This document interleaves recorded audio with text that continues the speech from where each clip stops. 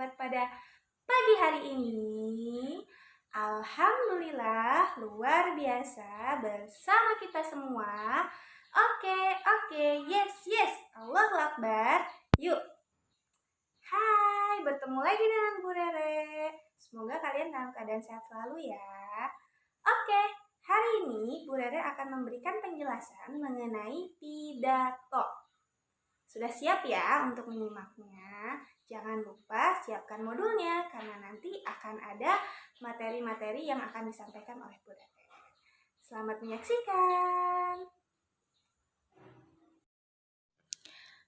Pada pembelajaran kali ini, kita akan belajar mengenai isi teks pidato yang didengar atau dibaca.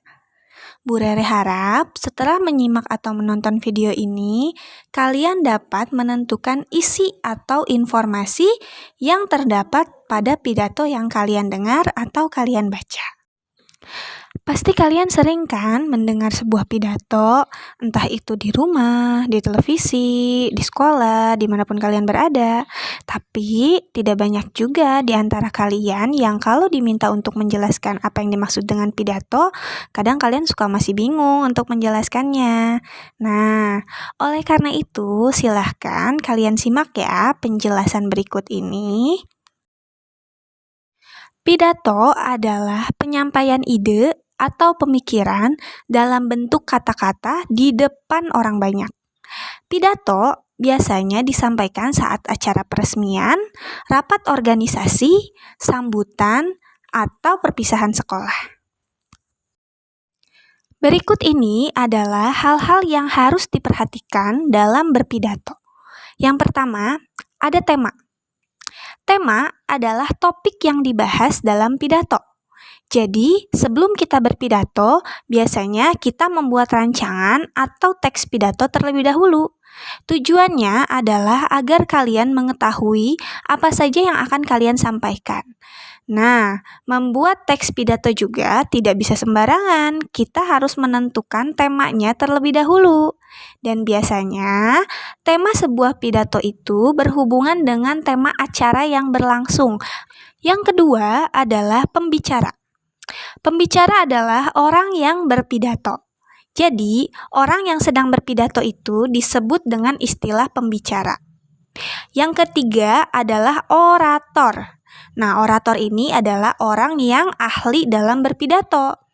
Biasanya, orang ini adalah orang-orang yang memang sudah sering dimintai untuk berpidato. Yang keempat adalah pendengar atau audiensi, yaitu orang-orang yang mendengarkan pidato. Yang selanjutnya adalah tempat, yaitu posisi atau tempat berlangsungnya pidato. Dan yang terakhir adalah urutan pidato. Nah, bagian pidato yang disampaikan harus disampaikan secara utuh. Maka dari itu, mengapa kita harus membuat teks pidato terlebih dahulu? Hal itu dilakukan agar isi pidato dapat disampaikan secara utuh dan langsung kepada pendengarnya. Selanjutnya, kita akan membahas bagian-bagian yang ada di dalam isi pidato. Dalam berpidato, biasanya ada urutan yang harus disampaikan. Pidato tidak bisa langsung membicarakan permasalahan yang akan dibahas, tapi ada tahapan-tahapan agar pidato tersebut terlihat lebih bagus dan menarik. Yang pertama adalah salam pembuka. Salam pembuka ini biasanya berisikan salam atau sapaan kepada audiensi. Selanjutnya ada pendahuluan.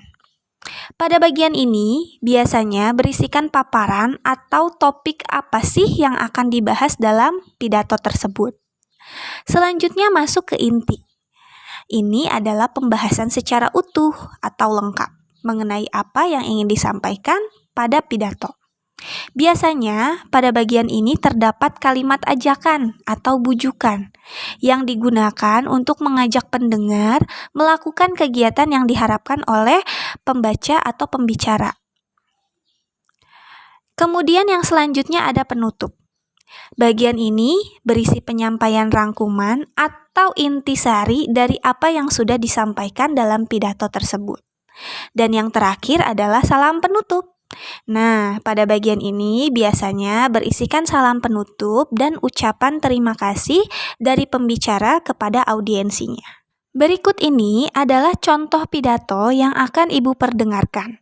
Silahkan kalian simak dan setelah selesai mendengarkan video ini, silahkan kalian kerjakan soal dalam Google Form berdasarkan pidato berikut ini yang akan Ibu perdengarkan.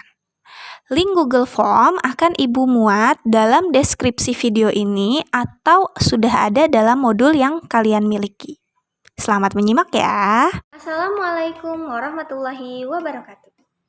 Pertama-tama dan yang paling utama, marilah kita semua memanjatkan puja dan puji syukur atas segala nikmat yang telah Allah SWT berikan kepada kita semua. Salawat serta salam marilah kita panjatkan kepada Nabi besar Muhammad SAW dan semoga limpahan rahmatnya sampai kepada kita semua hingga akhir zaman. Perkenalkan, nama saya Restiana. Saya adalah seorang guru sekolah dasar. Mengutip sebuah kalimat, daripada warawiri cari kerja, lebih baik wirausaha. Sebuah kalimat iklan yang memiliki arti yang mendalam. Wirausaha adalah suatu proses menciptakan lapangan pekerjaan untuk rakyat dan membantu mengurangi jumlah pengangguran. Kita tahu bahwa jumlah pengangguran yang ada di Indonesia semakin lama semakin tambah banyak, terutama pada usia-usia produktif antara 18 tahun sampai 25 tahun. Mereka seharusnya bisa mendapatkan pekerjaan bila mereka kreatif dan inovatif dalam mencari dan menciptakan lapangan pekerjaan. Semua orang pasti bisa berwirausaha, asalkan ada kemauan yang kuat dan juga ada tekad yang bulat. Sekarang, banyak sekali pengusaha-pengusaha muda yang sudah berhasil menciptakan lapangan pekerjaan dan bisa mendapatkan keuntungan yang luar biasa. Memang berwirausaha itu awalnya mungkin hanya iseng ataupun hanya mencoba-coba. Tapi jika kita bisa mengelolanya dengan baik, maka akan menjadi sebuah usaha yang benar-benar bisa mendatangkan banyak rupiah. Berwirausaha tidak selalu membutuhkan modal awal yang besar. Asalkan kita kreatif, barang yang biasa orang anggap sebagai sampah bisa diganti menjadi rupiah-rupiah laba yang dapat kita ambil. Secara tidak langsung, wirausaha juga bisa melatih kita untuk menjadi pribadi yang mandiri. Wirausaha bisa dimulai dari kapan saja. Misalnya ketika kita sekolah, kita bisa menjual sesuatu seperti kue, makanan, atau barang yang lainnya. Jadi tidak harus setelah besar baru kita mulai belajar. Tapi mulai saat ini juga kita harus berani mencoba dan berani mengambil resiko dan juga kita harus pintar-pintar mencari peluang usaha. Karena itulah yang paling penting. Jadi, apa salahnya untuk berwirausaha? Jangan pernah malu untuk berwirausaha, tetapi berbanggalah. Karena mereka adalah para calon pemimpin masa depan yang berani mengambil keputusan dan pintar mencari peluang. Dan juga, merekalah yang menciptakan lapangan-lapangan kerja baru bagi calon-calon pekerja ataupun pengangguran. Cukup sekian dari saya. Mohon maaf apabila ada kesalahan kata, tingkah laku, dan gaya bicara. Karena manusia adalah tempatnya salah dan kesempurnaan hanya milik Allah SWT. Mudah-mudahan bisa bermanfaat dan bisa diambil hikmahnya. Terima kasih atas perhatiannya. Wassalamualaikum warahmatullahi wabarakatuh. Setelah mendengarkan penjelasan mengenai pidato, diharapkan agar kalian dapat menemukan informasi atau nilai-nilai kebaikan yang terdapat dalam isi pidato tersebut. Karena orang yang berpidato biasanya menyisipkan nilai-nilai positif dalam pidatonya agar dapat diteladani oleh pendengarnya. Dan kita sebagai pendengar harus bisa mengambil nilai-nilai positif tersebut dan menerapkannya dalam kehidupan sehari-hari. Sekian penjelasan dari Bu Rere mengenai materi pidato. Semoga video ini dapat menambah pemahaman kalian mengenai cara menggali informasi penting dalam sebuah pidato yang didengar atau dibaca. Jangan lupa soal latihannya dikerjakan ya nak.